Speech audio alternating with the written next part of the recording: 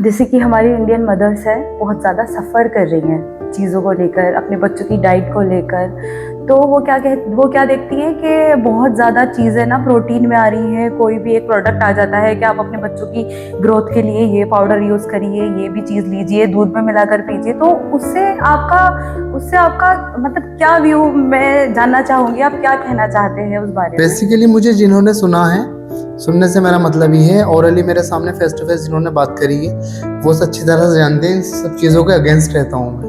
इन सब चीज़ों का अगेंस्ट इसलिए रहता हूँ क्योंकि एक सिंथेटिक और नेचुरल में ज़मीन आसमान का फ़र्क है। इसका डाइजेशन में भी जो प्रोटीन दिया जाता है ना, उसके साथ साथ इंग्रेडिएंट और एंजाइम भी मिलाए जाते हैं ताकि वो इजीली डाइजेस्ट हो जाए। जबकि बाकी नेचुरल प्रोटीन की अगर बात करें, नेचुरल प्रोटीन आप दूध से, अंडे से, चिकन से, मटन से ले सकते हैं। नेचुरल प्रोडक्ट है और नेचुरल प्रोटीन है। नेचुरल प्रोटीन वो अच्छे से इजीली डाइजेस्ट होने के बाद में आपकी बॉडी को बहुत अच्छे से वो आपकी केयर करेगा, बहुत अच्छे से ध्यान रखेगा।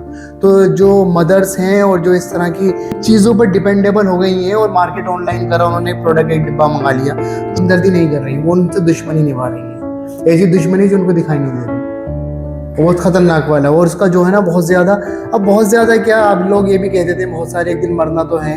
अब मरना है लोगों को, सभी को मरना है। घर पर नेचुरल डेथ मरनी है या हॉस्पिटल में तड़प तड़प कर मरना है, ये डिपेंड करता है। 40-50 साल में लोगों को पता चल जाता है जाकर। इसमें अच्छे से अगर मैं कहना चाहूँ डिटेल में, तो काफ़ी डिटेल में ये बात की जा सकती है और हो भी सकती है। मैं ये कहूँगा सबसे, और रिक्वेस्ट भी करूँगा कि नेचुरल डाइट में ही प्रोटीन को शामिल किया जाए एज नेचुरल डाइट। वो किसी भी तरह से लिया जाए, चाहे वो भले से अंडा खाकर लिया जाए, दूध पी कर लिया जाए, दालों के साथ में लिया जाए, सोयाबीन के साथ में लिया जाए, मछली के साथ में लिया जाए, तो बेस्ट प्रोटीन है वो आपकी बॉडी के लिए, आपके बच्चे की बॉडी के लिए।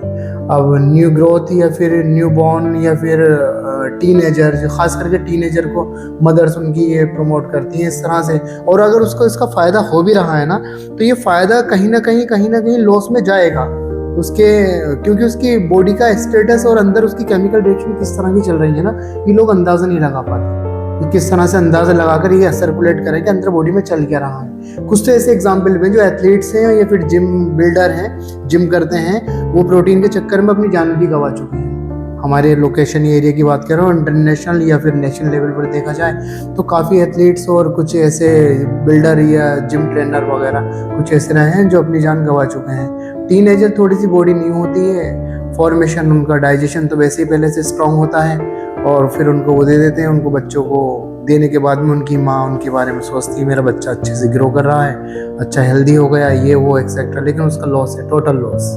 तो कुल मिलाकर माओ को सिर्फ और सिर्फ नेचुरल पर जाना चाहिए, बिल्कुल नेचुरल पर। इसके लिए यही नहीं है कि मैंने यहाँ पर आकर बोला है, मैं इसमें यहाँ पर वीडियो में अपना नंबर ऐड कर दूंगा। नंबर ऐड करने के बाद में मैं ये भी बता सकता हूँ उनको कि वो मेरे से बात करें तो मैं केमिकल रिएक्शन के बारे में बता दूंगा, किस तरह की केमिकल रिएक्शन कहाँ पर जाकर किस तरह से आपको, किस तरह से बॉडी में आपके बच्चे की बॉडी में इंटरफेयर करती है।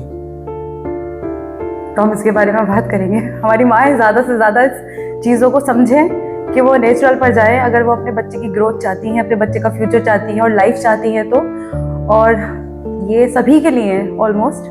हाँ।